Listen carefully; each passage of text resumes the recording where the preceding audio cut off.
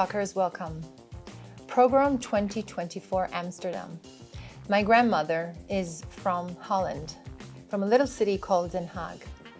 And I remember after the war, she would tell us that when they came back to their house, she came back only with her parents because all her siblings were killed in Auschwitz. She said how they still felt such anti-Semitism in the air after they had killed 6 million Jews. She would be alive, she wouldn't believe, or maybe, you know what? She would tell me, I knew this was gonna happen again. But the difference now is that we have a country, a very strong country, and we cannot let this happen again. We have to fight back. All Europe has to fight back. And today, I have with me one of the fans, the Maccabi fans, who was there at the game, and he is going to tell us exactly what happened. Dan Kopla, thank you so much for being here. Hi, Adasa. Shalom. Firstly, how are you? Well, I'm recovering safely at home, so it's much better now. Okay, let's start from the beginning, Dan. When did you realize that you had become the object of this attack? Straight away. It happened just before 1 o'clock. In the morning? Yeah. After the game? Yeah. And it was very obvious that it was because I'm a Jew. It was immediately. It was directly against the fence that came out of the central center, walking towards the Dam Square. So what happened when you arrived to the train station? What's the scenery there? What was going on? Well, first we left the game. We going to the metro. We took the metro to the central station alongside the Ajax fence. Alongside? Alongside, yeah. And actually, some of them actually warned us. Interesting. Yeah, that there is a regroup of some Arabs that might looking for trouble. Mm-hmm. And I took off the train at the first wave after the game, and I go down when I'm walking down the street at the left sidewalk. Mm-hmm. And then I heard some fight between two men wearing black at the right of me. You were alone? Or you had friends? I was walking alone, but you know, with the crowd. With the crowd. Yeah. Mm-hmm.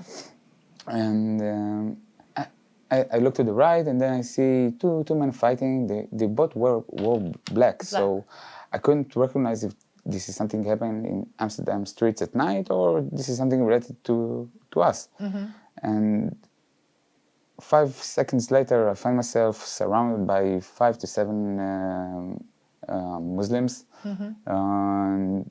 They were trying to knock me down to the ground. Mm-hmm. One of them. So they were physically already interacting with you? Of course. Away? It was immediately. Wow. It was so fast. So you didn't have time to... I didn't have time to think. I didn't have time to react. It also happened so fast. And yeah. So, and it took a lot of courage to handle and deal with the situation.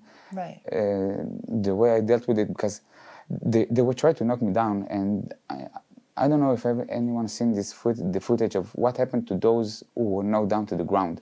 Yeah. They were humiliated, they were kicked, they were punched, they were stabbed. Yeah. It would have been a totally different story for me if I was knocked down to the ground. So you managed to protect yourself. You were fighting back? Not as much as a fight, as more as defending. Because how did you defend yourself? How many guys did you have around you? 5. How did you defend yourself with 5 guys? You were by yourself? One of them was trying to block my foot and pin me down with like an ippon. Holding you from the ankle? Yeah, like a judo. Right. And move. I was able to secure my leg from him, and with my leg up in the air, I was able to push him with the leg, and then someone else came kicking my leg that was up in the air and hurt my knee, and then he got me off balance, and I found myself right next to another one. Another what? Another Arab. Another Arab, another attacker, another criminal. Criminal. Um, Were they like also downgrading? Like they were talking bad to you, or they of course. what they were saying? I don't think I should repeat this because as a Jew, it hurts for me to say it. Nice. So how did you save yourself? Well, I'm like trembling for you here. the last one gave me a punch to my ear, and that made me off balance. But that also made me a bit far from them. And then I was able because to... he kicked you, so like he moved you. With the punch, I lost balance, Yeah. but I managed to stay on my foot and don't fall. So I was able to Run away. continue this. I don't know how to call it, but This attack. yeah, or, this is yes. I was able to run from there. I was running to one of the alleys. Sorry, when this happened, you were in a main road? You were in like Yeah. in a little alley? Yeah. So people saw what's going on? Like they just, I mean, you didn't see probably, but there was a lot of chaos going around you, right? Of course. As I'm fleeing from my life, I'm seeing at the corner of my eye a youngster chased by 3 Arabs. Didn't able to wasn't able to fight them. He wasn't able to Respond, to defend himself. Yeah. So what happened to him? They pinned him down to the ground. They kicked him. He screamed his soul out. Oh my God. Oh my God! Help me! I need help, please. And you couldn't help him? No. The most terrifying thing was when he got silent. When your attacker got silent? No, when the kid got silent. When the kid, yeah. When he's when you realize that he's not responding. shouting, oh God. and then it's suddenly quiet. And where are you in this moment? You're not far away from him. No. But they left you already? The attackers left you? Yeah, because there are a lot of crowd coming after me, because I was the first wave. So they understand that they can't bring me down to the ground. Yeah. I won't let them. Yeah. And going on to the next victim. So, and you, what happened at this point? You were shocked. You wanted to help. You were terrified. You were frozen. First, I look back to see they are not chasing me. After that, I go straight to the alley, one of the alleys. Yeah. And I saw a man in black. I only see the shade because of the lightning. Yeah. And I was scared to death. And when he got close to me, he said, he was an Israeli. He warned me. He said, don't go this way. There are Arabs down this road. He spoke to you in Hebrew? Yeah. So we walked together in a different path. Yeah. And, it's like a Y introduction. So I came from one side, he came from the other side, and we took the third. The third one. Wow. Yeah. Yeah. And that's how you managed to save yourself? Yeah, that's how I managed to. After I don't know the place. Yeah. I don't know the streets. I don't know the alleys. They were ambushing a lot of Israeli at the alleys, and it was well planned. It was so well planned. It wasn't just a response to very strong Israeli fans who were trying to provoke. No, they came from Germany. They came from other countries. It's not something you do overnight. Even the taxi drivers in Amsterdam, the Arab ones, they collected intelligence about where Israel is staying, and a lot of groups actually waited outside their hotels. So even if they could flee from all of what they've been through, outside their hotel, they were waiting for them. Yeah. They knew where they were. Yeah. Wow. Yeah. So what happens? You managed to escape with this man in black, and you managed to go to your hotel? Was your hotel far? We were walking down the alleys, and one of the alleys took us to a main street, another main street. Yeah. And I was able to recognize it as the street of my hotel. Of my hotel. Yeah. Wow. So I told him, Then I'm going to my hotel. I asked him where his hotel. Yeah. And he told me it's like 200 meters from here. Yeah. It sounds very close, but 200 meters. When you're scared and When you're scared and alone, right. and you're not familiar with the streets, it's endless. terrifying. Endless. Yeah, it's endless amount of time. There were Arabs waiting by the hotel. Did you see by your hotel? Actually, yes. When I was fleeing towards the hotel, there was another group that saw me. Of attackers. Yeah, of attackers, and they ran to and tried to chase me down in the block. I was able to surround them, and they kept on running after you because you were wearing Maccabi T-shirts? Of course. Did you think of taking them off? Underneath it was also Maccabi items. I was even my socks were. Damn. Yeah. So they chased you so they in front chased of the you, hotel? Yeah, and the luckiest thing was it was 12 o'clock and 50 at 12:50. 12:50. Yeah, 12:50 o'clock, because at 1 o'clock the automatic doors at the hotel are locked, and you need to buzz. You need to buzz your way in, right. And no one will buzz me in when there are with the T-shirt with Maccabi. No, when attackers are. When, of course. Yeah. So I was able to get in the hotel, and luckily they didn't chase me. Did you feel that you, like when you were running away, you said this, a lot of the taxi drivers knew about it, were part of it. They were not working with you. Did you see police? Did you see anything? No police around. For 1 hour and a half, maybe someone heard sirens, maybe someone saw a police station, but policemen acting, no one saw. What about the Dutch people who were there? Nobody protected you? Nobody came? Well, a lot of citizens opened their homes really? for scared Israelis, giving them shelters. Okay. Yeah, this was very, very warming. But that's very good. There is also a disappointment. I'm not gonna lie. Disappointment from who? From your point of view, what's the biggest disappointment for you? First of all, Ajax fanatics, Ajax fans. You know, we go back way together from the Holocaust. Ajax fans are chanting every game, Ajax Joden, Super Joden. Where are they? Where are they? Where were they? Like you said, you should have felt more understanding and help from them. Of course. Because you've been to so many games together. Like, are you friends outside usually? Sometimes? Does it happen that you... I know that both of the organization going to the others game, and there's a lot of partnership. Interactions. Yeah, a lot so of you know each other well. There's a very good relationship. And they disappeared. Yeah. Wow. You've been a fan of Maccabi since what age? Since I was born. Wow.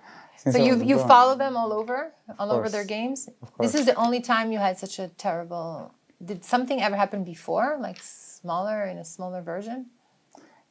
Well, when Maccabi plays in Europe, it's always easy to be a target. A target because you are a Jew. Right. But most of the times it stays inside the court. You know, something between two fans. 2 teams. Yeah, 2 teams, 2 fans, and it doesn't become like this. Yeah, if it goes outside, it goes right outside of the stadium or something in a smaller group or something. Yeah. It was more than dozens of thousands of Arabs. That's according to the Israeli intelligence. Yeah. The Israeli intelligence knew about this. They felt something was in the air, right? Of course. I actually have a lot of complaint about them too, because we understand that they send alerts to the Netherlands police. Where was it? But also, before, where were they? Why don't you send the alerts to us, to the fans, to the Israeli there? Right. There was a lot of police before the game? A lot. You know, I used to think, because We were at the Dam Square since 1 o'clock in the noon. We were celebrating, we were chanting. It was really good atmosphere. It was great. And then we walked from the Dam Square towards the central station, and police was all over. And we felt so protected, but they weren't there to protect us. They were there to protect the locals from us. This is what you feel or what you know? This is what I feel. Because when the Dutch chief of police says officers are human beings and they can enforce the law however they want by their conscience. That's what they told you? That's what he said, not someone told me. That's chief of police of Netherlands said. Okay. And at that moment, it gave a right to the police to make a choice and decide that if they don't want to protect you, they're not going to protect you. Yeah. A legal right. Incredible. I mean, I don't know how he did it. Isn't Netherlands a democratic state? Not only they have the minister Wilde, who's so pro-Israel. What a big letdown for him. This is so upsetting. It's so upsetting. Dan, I want to finish by asking you, firstly, two things. The Arab attackers were part of the game. They were inside the game, so they were outside waiting. Yeah. Okay, this is what I wanted to know. Yeah. And how was the feeling inside the game, in the stadium? Amazing. Amazing. I've never had such. Even though you lost. Even though they lost, I enjoy a great game. I of course, it's uncomfortable to see my team losing. Yeah, 1 goal after another and 5. That was hard. Yeah, but Maccabi doesn't play that much in Europe. Right. The soccer team, so the stadium, even the roof over the stadium was something new to me. Wow. Because we haven't got anything like this in Israel. Yeah, right. We don't have those. And just to make sure this point, let's say they were instigated, which doesn't make sense. Did you see some Israelis who were provoking with Palestinian flags or things like that? Was it happening? I saw footage. I didn't saw it on live. But to turn out the flag, okay? You were a kid, right? I think so. Yeah, I bet you had a fight with at least one kid over the years. Yes. Yeah.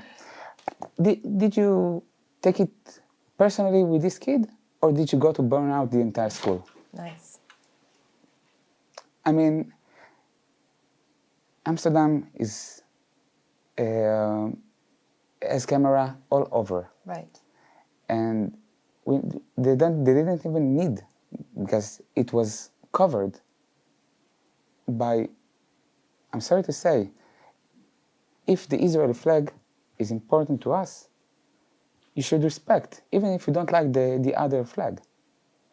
So I don't agree at all with what happened from our side. But the fact that they were...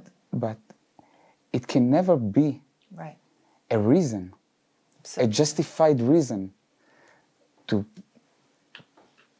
make such a program. Yeah, it was a program. And I think this, tell me if you agree with me, I think with this I want to end, that they are taking it out on the Jews now, because we're an easy target.